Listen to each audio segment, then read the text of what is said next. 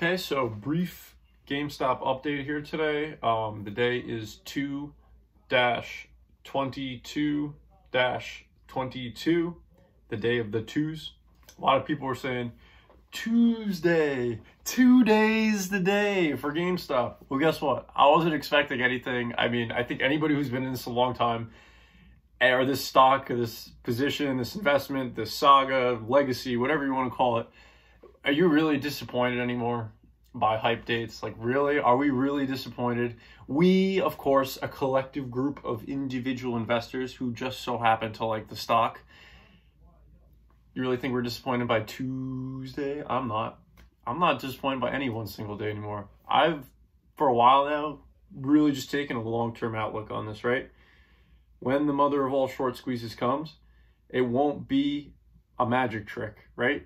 It's going to take catalysts. It's going to take innovation. It's going to take the company continuing to evolve to the digital transformation that we are seeing happen right now in front of us. A lot of us, in terms of us, the world, a lot of us don't really see what's happening, but us shareholders tend to have a better view, I would say, than the us of the world, right? So what I'm getting at here is we're not going to be disappointed by one day. Or me personally, let me just speak for myself, because I'm not a financial advisor. I'm only here to give you my thoughts and opinions, but I like the stock long term. I just know if this thing is meant to squeeze, which I believe it is, it's going to take long-term strength of the company. And I think that's happening anyway. And that's what makes me excited about it. I believe in the company, which in turn makes me believe in the squeeze. Like, it just all comes together, right? And people are so narrow-sighted, right? Maybe it's because people weren't in January. I don't recall exactly what happened, but think about the FOMO, the fear of missing out that took place. Imagine GameStop stock starts moving up. Even, let's say, it takes a longer time to MOAS than we all thought, right? Let's say GameStop moves up. We go to 400s. We're floating in the 400s. Holy, wait a minute.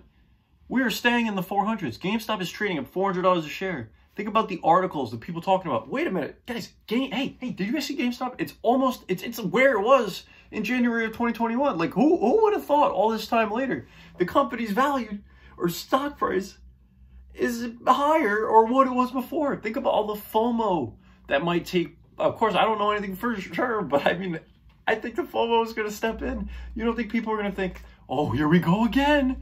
Oh, I've seen this before. Oh, it's going higher this time. You don't I mean, that's a good thing. That's a good thing. That will create the hype cycle of the mother of all short squeezes, in my personal opinion. That will be a factor, right? But when you're looking at the long term of things, we don't know when that exact FOMO will kick in.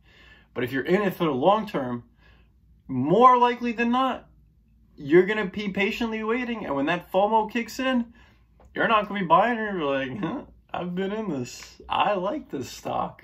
And then you're going to have a really clear view of what's going on because you're a long-term investor, right? If you're holding the stock long-term, you're viewing the company, the outlook, the long-term perspectives. You're prepared for different scenarios. Whereas these individuals that will be FOMOing in will be theoretically pumping the price, and just as fast as they got in, they're like, oh, I got to get out. It's going to crash again.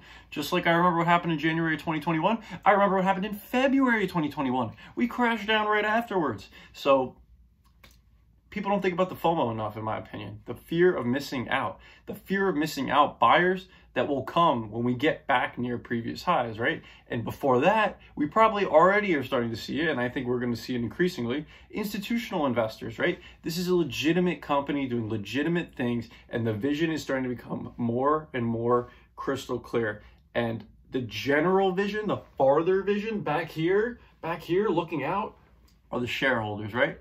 Meanwhile, you have the shorting hedge funds. What's going on? What's coming next? What are we going to do? Lost, confused, endlessly shorting it. No logic.